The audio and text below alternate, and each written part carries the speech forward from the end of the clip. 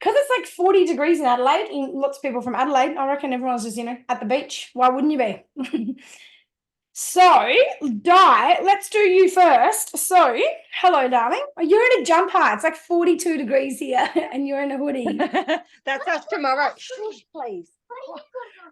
How uncanny. Being noisy. Stop, Jet, please. Say hi. Hello, Jet. I haven't seen you in a long time. Goodness, you've grown up. He is not normally up this late, but we got back from the zoo in Sydney today, and he's been playing Roblox with his friends. But while I made dinner at 8 o'clock at night, and now everyone's fallen asleep and didn't end up having dinner, except get out of it.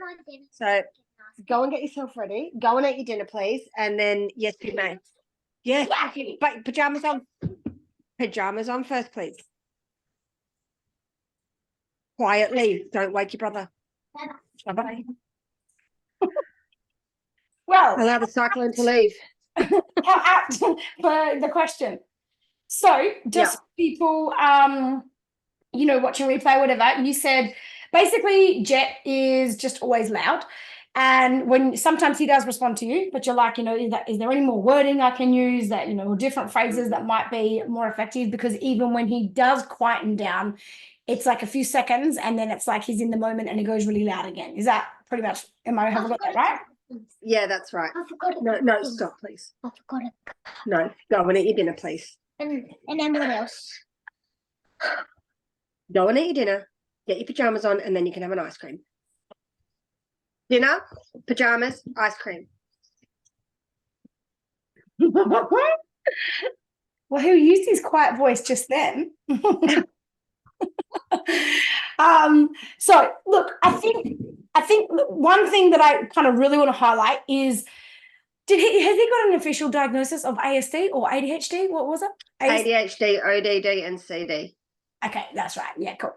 So, like ADHD definitely, and ASD as well. ASD even more so than ADHD, but like it's so normal for them to be loud. Like it's like one of the main, and to not have like that awareness or that immediate control over their volume or their loudness, whether that be, even in body language and behaviors and things like that. So you have to just keep that in mind. And I'm saying that because he responds, but his brain doesn't naturally remember that. Like it's not a thing. It's not like he's like, oh yeah, I know I was told to be quiet and I'm trying to be defiant and I want to be rebellious. He's not, which is why he does respond when you're like, hey, quiet voice, please, or whatever it might be. So it's 99% probably something you're just going to have to give continual reminders about, which doesn't really help you. But some language that you can use that might, I don't know, just increase the chances is, where possible, getting him to be the one that can remind everybody, right? So even if you get, let's say, Blake on board and Zali, and they've all been on board with supporting Jet, right, lately with his taking his medication. So what I would suggest to you here is to go, guys, have you all noticed how much Jet has been responding to the support you guys give him? Like he listens to you guys and he's encouraged by his brother and sister more than he probably even cares to, like be encouraged by his mum and dad. Like you guys are really the difference maker to him. So they can feel like they've got a role to play. And then go, so the next thing I'd love to work on with Jet is, and all of us together to help support him with, is just helping his brain. So like, don't let the other kids like see it as him, like to help his brain remember that we need to use quiet voices, especially inside and things like that. So what I'm going to do, and give him like a heads up, get him on the team, like, yeah, he did with his medication, and then go, so do you know what I'm going to do? Instead of telling him to be loud, to be quiet, next time he's getting a bit loud, what I'm going to do is I'm going to ask him to remind you guys, hey, Jet, can you do me a favor? Can you remind everybody that, like, what kind of voices we use in this room for me? Because I feel like I'm not sure who's making the noise, but it's getting a bit loud for me. Something like that. So that, and like your other kids don't feel like they're actually just being targeted and now they're being blamed or being told off or whatever. Let them know like that you're going to let Jet kind of have a little bit of a role to remind everybody. Do you reckon he would respond to that? What happens? Possibly.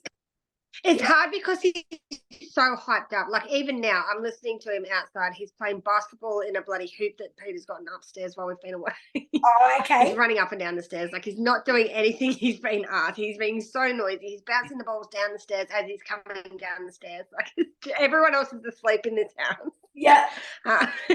Yeah. And when that's kind of happening, he's so loud, and 9 times out of 10, the other kids are just sitting quietly. Are they? Okay. Yes. On their device next to him, or they're not even interacting. Yeah, it's like, Jack, can you just So I'll give you another one. Like, dude, no one else. Yeah. So another or if he's on the iPad, like he'll be talking to his friends, and it's like, oh yeah, it's like he's trying to talk loud enough for them to hear him in the next suburb. I'm like, hey, Jet, they've got a volume button, so if they can't hear you, they'll turn you up. Like, you don't actually have to make it louder for them. Yeah. That would be it's just continual. So that's why I wondered if there was any specific language that might have helped his brain remember it more than nothing, except you can use a volume of 1 to 10, right? So, but if you do this, you got to put in a lot of effort for a good week or so to get the concept really down pat, particularly with, you know, his kind of brain. Meaning what you do is you be like, hey, so there's volume, and like have fun with him with this. So there's volume 0, like, well, you just mime, can't hear you. Then there's volume 1, then there's volume 2, and then there's so you make up a little thing, and you're like, so, you know, volume 4 to 6, that's like normal talking voices, right? Volume 7, getting a bit loud. Volume 8, you're loud. Volume 9, too loud. Volume 10, like stop, right? Or there's danger, or it's an emergency or something like that, right? So what you do is like constantly, like you pick him up for, hey, Jet, you've been using volume 3 for the last half an hour, and I just wanted to say thank you because you are inside, and I feel like, you know, I've really noticed you've been using volume 3 to 4. And, you know, anytime you can reinforce any number, and then you'll go, Jet, what volume do you think that was, that, you know, that voice was that you just used right now? And you can ask him, hey, what volume that was? Yeah. Probably an 8. Well, it felt like a 9 to me. What volume do we use inside? What's the range we can use inside? We can use anything below a what? Below a 6, you know. So you have to get him engaged, and there's going to be times where he'll just be defiant and like tell you to shut up. That he would respond to. Yeah. So, but it has to be, his brain needs like flooded, like a week's worth of all different, not just picking him up when he's a 7 or an 8 or a 9. He needs like constant, Jet, thank you. Like the volume you're using right now is perfect. It's a 4 or a 5. It's excellent. Love it. Thank you. You know what? When you talk at this volume, I could listen to you all day. I would have no problem with you talking all day, you know. And then you can do the same with Zali and Blake. So, hey guys, that's a volume 7 right now. So you're not even telling them to stop. You're not telling them to be quiet or don't yell, especially like you really want to leave out the word don't, right? But you're just calling it what it is. So it's kind of like descriptive language, you know, like descriptive praise, descriptive criticism. It's a description, and we've made an agreement. The volume we use inside the communication volume is for anything above a 6, there's boundaries. Oops. Yep. And then, yes, exactly, Sarah. It's funny you say that. I just opened up the chat box and was about to go into it. So when you do you give them permission to do this whole range. So you're noticing when he's at the whole range at all different times of the day. And like, let's say right now, if Blake's asleep, you'll be like, Jet, we need to use level 3 at the moment, because once it's past your bedtime, the only volume that can be used is 3. Okay. And right now you're supposed to be in bed. I'm letting you stay up on the condition that you be aware that your volume is 3 or below. Right. So then you bring him down. It's like after, if you don't like that, go to bed. Right. But then you also play at the other end of the scale, and you go, all right, guys, I tell you what, it sounds like you've all got some silly beans in you.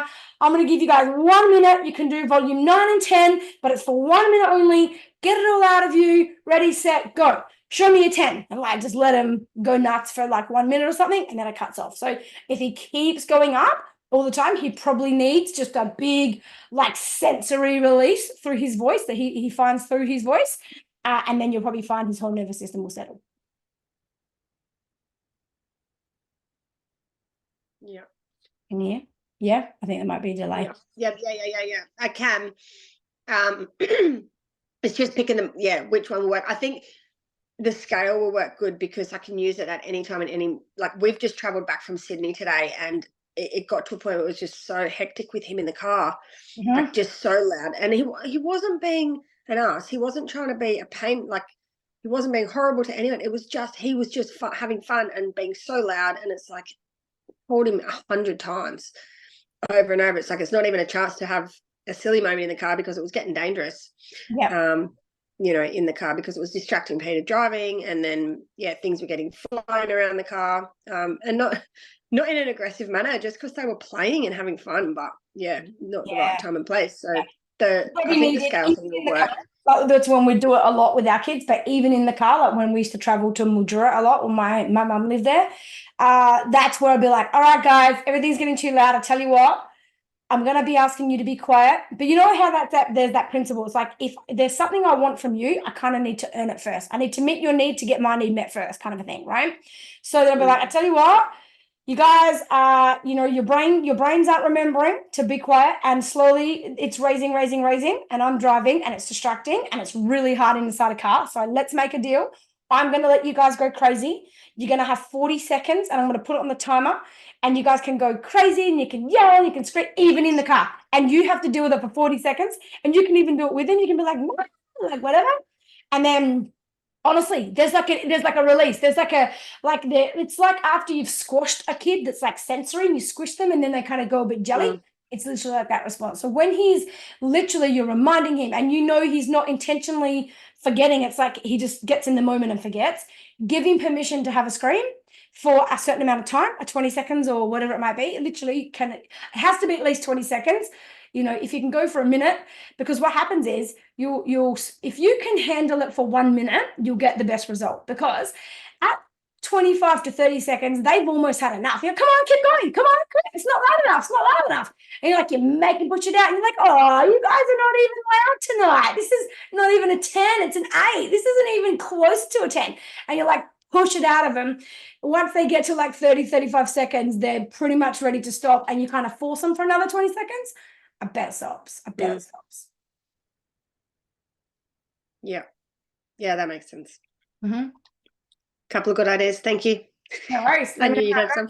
But if you ever can use the coaching thing, just on that, how he gets to be the one to remind everyone else, or if you go out somewhere, hey, Jet, I actually forgot to tell everyone in the car that at this place we actually need to be, our voices have to be below a 5. Can you remind everyone? And can you be the one that if Zali starts getting loud, can you just remind her?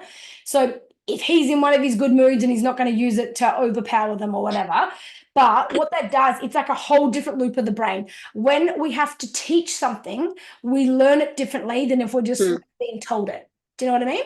So it retains. Okay. Perfect. Thank you. I'll give it a go. Of course. No worries. Hello, Miss Adele. Hello, Elle. Hello, Amanda. Hello, Marlon. Who else joined? I think that's it since I said hi last. All right. This is a short call tonight. We only have 2 questions. And I was just saying before you all jumped on here, the universe loves me today, because long story short, I got to go get Bea, which I was supposed to do by 7, but I couldn't because she didn't come back from the beach in time to her friends. It's like a half an hour drive. I'm like, oh, geez, now I have to come out at 10 o'clock. And then I was like, oh my gosh, there's 2 questions. So, and we're flat out with retreat stuff at the moment. The hotel needs it all. We forgot that Friday was Australia Day. So we forgot that it's a public holiday. They're end of the week, but they kept saying Thursday, and we're end of the week. And I'm like, why do they keep saying Thursday? Why do we get an email today saying this stuff they need by tomorrow? I'm like, I thought you said end of the week. And then Dave's like, it's a public holiday. I'm like, fucking hell. Now I've got 3 hours of work to do. So anyway, it's a short call and it's worked good for me personally. But if you do have a little question, I'm happy to answer. But otherwise, I'll cut us off at 9 o'clock tonight. But Christy, I know you didn't put this in the group, but Christy just asked a question through our website. So I'm going to open your hello, darling. How are you? Good. How are you? Very good. So you just sent an inquiry through the website saying, did you not know about the soul parenting program? Because you said what's the difference between conscious parenting and soul parenting? Yeah.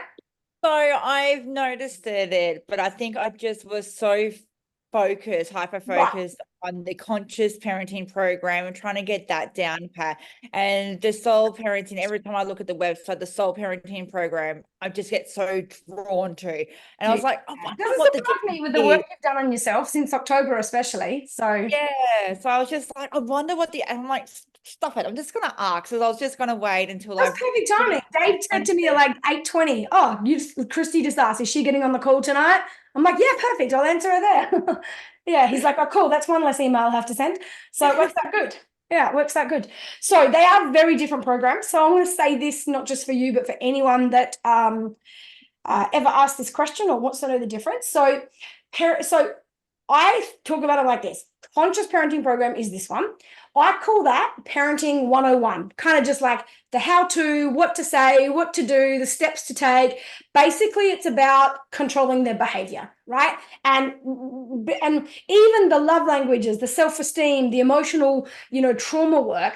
The whole point of all of that is ultimately to have enough connection with your child that you can control their behavior, that they will listen to you and you can get what you want from them without crushing them, right?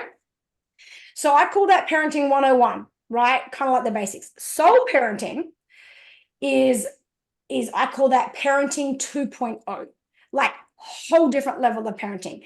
This has nothing to do with how to manage or change your child's behavior. It's the opposite.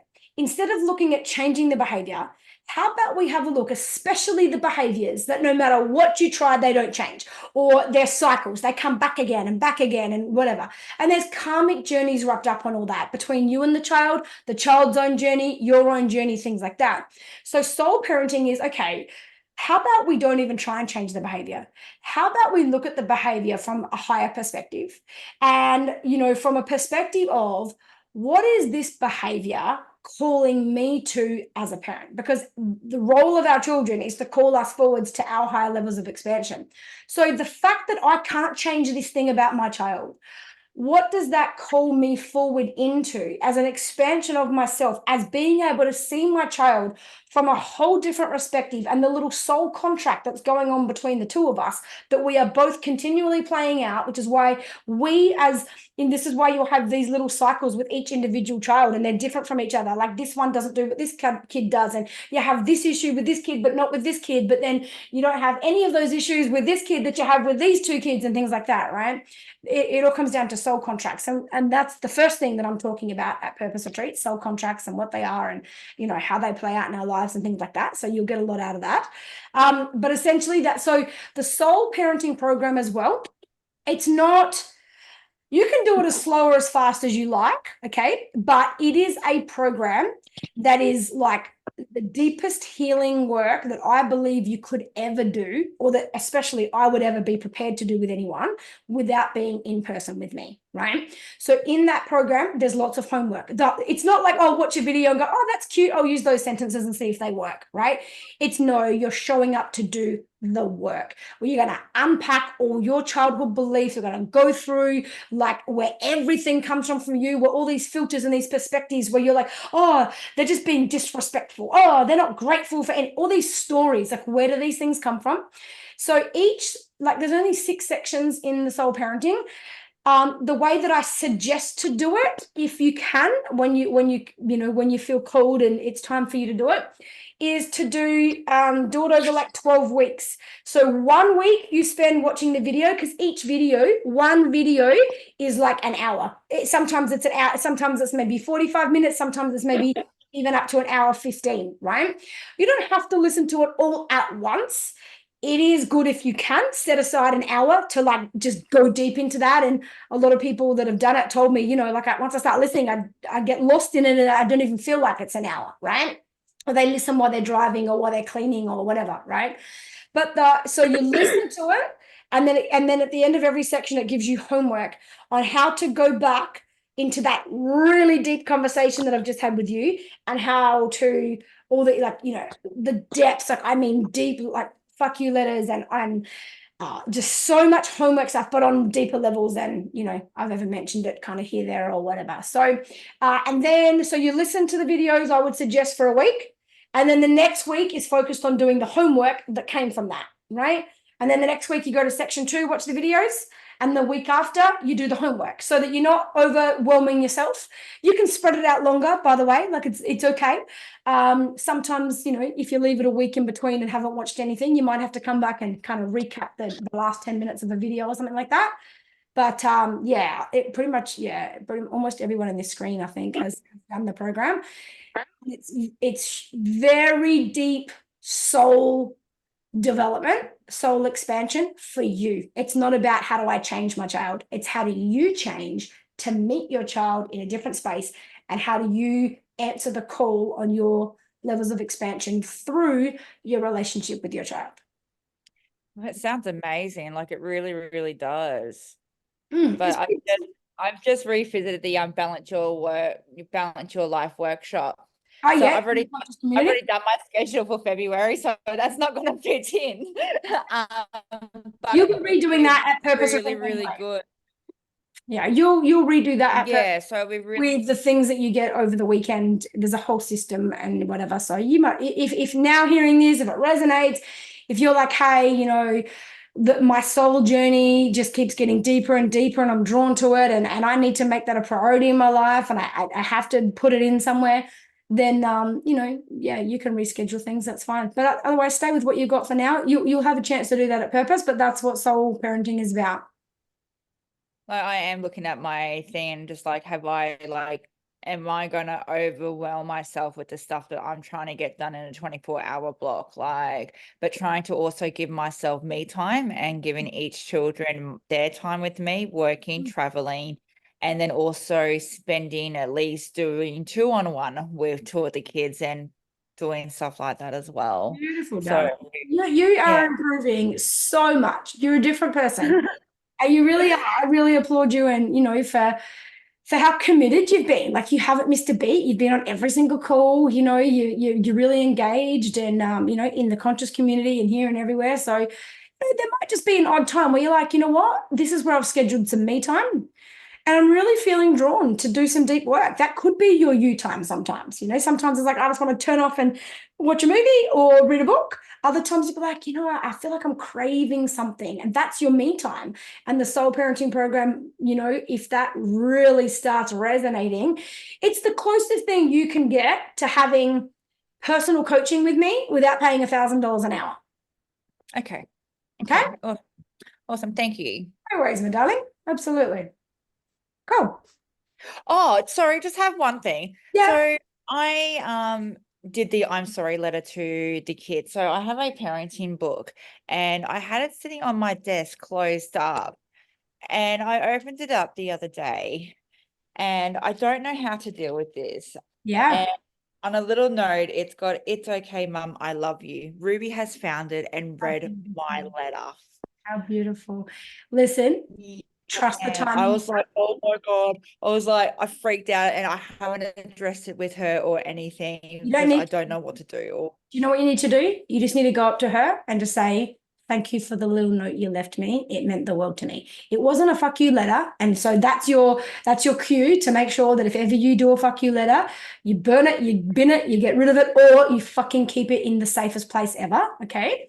Because, you know, when our kids hear us say, you know, fuck you for being such hard work, and, you know, fuck you for, like, you know, making me fall pregnant when I wasn't even expecting to have a baby or whatever, they can translate that, especially at young ages, as you didn't even want me, right? Or fuck, I didn't realize that you hate me.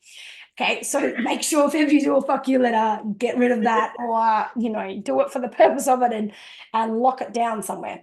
But otherwise, an I'm sorry letter, I think it's beautiful. I think she felt your heart. She probably felt you at the most vulnerable, deepest level, and in that, she might have even got some of her own healing, because if you've apologized for things and you've taken responsibility for things, for mistakes you've made, for moments that you've really fucked up and you've done the wrong thing, or you could have done it better or whatever, what that says to a child is that wasn't your fault, and I know it. I know that wasn't your fault. Whether you've ever had the courage to go and say that to them, or whether they'd even receive that from you now, if it's too late and all those things, when they read it and they're like, wow, when my mum sits down with a pen and paper, like what, like she just wants to tell me she's sorry, it's amazing. I think that's beautiful. I think that just the universe just designed that moment and you need to let it be that. And I would definitely acknowledge it. Just go to her and say, you can just keep it really brief. You can just pop your head and go, hey, Rubes, I just wanted to let you know. I just wanted to say thank you for the little note you left to my I'm sorry letter that was on the desk.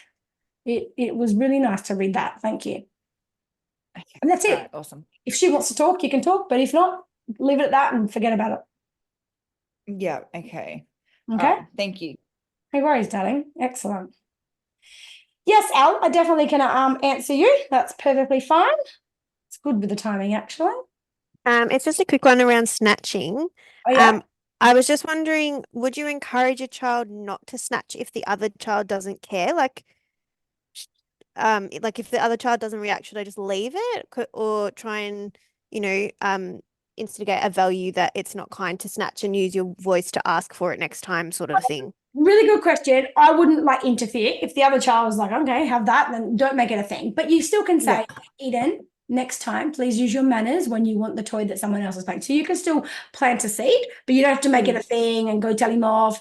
Just notice in those moments as well. I think you've raised a really good point here. And what I want to say is notice in some of those moments when what you might be inclined to do, notice if that's actually for the child or if what you're really trying to do is make sure the other parent knows that you're being the good parent that's like not letting your child be snatchy, if that makes sense.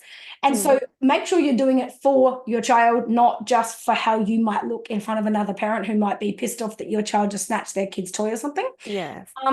So yeah, just notice that. But sharing is not normal. It's not natural. Kids, they are not wired for sharing. They shouldn't be wired for sharing until they're, at least 6 years old and even more 8 years old. But definitely up until like 6, sharing is not natural. They're not wired for it.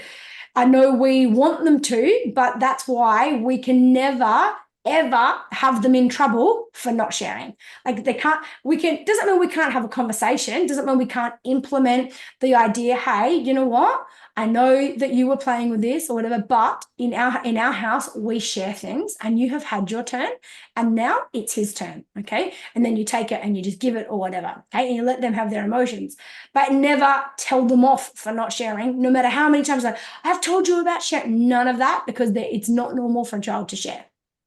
Yeah, I think it's more like taking it from when the other child literally has it in their hands and they're like, what? And then I guess in the circumstance, I'm thinking of the child is younger and doesn't necessarily know how to interact. So they're just like, oh, okay, people can take you things can from definitely me. butt in there. 100. Yeah. If they're like playing with it and then he just comes and goes, I'll have that. Yeah. Yeah. Then do it back to him. Don't even speak. Just pull it off him and just give it back to the child. Or when you pull it off, you say, it is not your turn. Or you need to ask, or you can wait your turn or something. Yeah, it's more around snatching it from another child than the sharing. Yeah. I get you now. Yeah, cool. In a moment like that, yeah, definitely. I mean, don't tell him off. It's still also, just reminding him next time to, ask. But snatch it back off him. Don't be nice about it. Like, don't be like, Eden, that little boy was playing with that. You need to give it back, please, or whatever. Just if he does a snatch, just grab it and snatch it and give it back to that child. And you say, you need to wait for your turn. It is not your turn right now. Or whatever. You need to find something you can play with because Charlie was playing with that. That is Charlie's toy. When Charlie has finished, you can have your turn. But snatch it and give it and then explain to him. Okay? Because it also will help over time install like empathy, this is how it feels, because empathy is not like poor you, like that's sympathy, but empathy is like me too, like I understand how you feel. I have a natural compassion because I've had that experience myself, right? So I'll just pull it, give it back and say, no, it is not yours. You can have a turn, but you will just need to wait until it's your turn. And snatching is not, but you can wait. So even if that child doesn't care that it's I would, especially if that child's younger, lower development, and maybe they do care, they just don't know how to have a voice, they don't know how to ask for it back or whatever. So I would do in that instance. I mean, I thought you were be like if the toys are around and he just goes and literally taking it from their hand, snatching, not sharing but snatching. Perfect. Okay, thank you. Good question. Excellent beautiful. All right. Well, early night then. So we're done. Hello, Miss Matilda. I can see your little eyes lighting up there. I'm sure you probably want to say hello. Hello, darling. Hi. But thank you. And yeah, I love how this aligned tonight. I'm sorry to be so excited about getting off the line early tonight, but I appreciate you guys like getting it. All right. So oh, sorry, I didn't hear you, Matilda. Hello. Hello. Hello, sweetheart. It's good to see you. I couldn't work out. Unmute it. Ah, well, you worked it out. Must be nearly your bedtime, darling. So I'll say good night to you. Yep. Okay. All right, guys, we're done. I'll see you back here next week. If you need anything, 100%, put it in the group. But otherwise, we're back here next week. And yes, we can. You ask any questions, honestly, ask next week for sure. Yes, there's Purpose Retreat coming up, of course. But next week, this is the busiest week. Next week, I'll be like free. I'll be like, we're done. It's all organized. I'll just be in my little creative mode. I'll be like vibing like crazy with it all about to happen. So if you don't, I don't want you guys sitting back going, oh, I won't ask a question this week because I know she's got a lot on or something like that. This is the week that's always hard. And my brain is not good at doing lots of things. So yes, but next week I'll be free and fully in my creative mode. Okay. So bring all your questions next week. We can do a bigger call if we need. Okay. Good night.